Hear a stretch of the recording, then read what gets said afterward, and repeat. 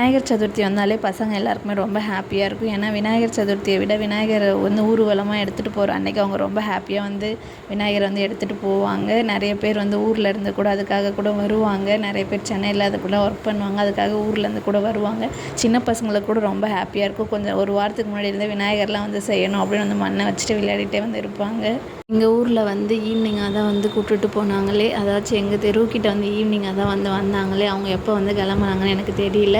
இங்கே பாருங்கள், டியூஷன் பசங்களாம் எப்படி வந்து வேடிக்கை பார்த்துட்ருக்காங்க. முட்டை வந்து அங்கே போய் டான்ஸ் ஆடுவாங்க போல். இங்கே நின்று கத்திட்டு இருந்தாங்க. இன்றைக்கெலாம் வந்து அவங்க வந்து படிக்கவே இல்லை. இது மாதிரி வந்து நிறைய வந்து சாமி வந்துகிட்டே இருந்ததுனால வந்து அதெல்லாம் வந்து வேடிக்கை பார்த்துட்டு ஒரே ஹாப்பியாக வந்து இருந்தாங்க. இது வந்து வேறு தெரு சாமி. இப்போ இன்னொரு தெரு சாமி வந்து வரும் பாருங்கள். இது வந்து வேறு தெரு சாமி. அது வேறு சாமி, இது வேறு சாமி.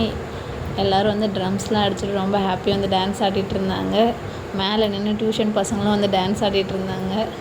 நாங்கள் சின்ன வயசாக இருக்கக்குள்ளே வந்து அந்த மெழுகு வந்து விநாயகரை வந்து செய்வோம். அதாவது மெழுகு வந்து உருக்கி வந்து செய்வோம். அந்த களிமண்ணில் வந்து விநாயகருடைய அச்சை வந்து வச்சு அதில் வந்து மெழுகை கரைச்சி ஊற்றி வந்து செய்வோம்.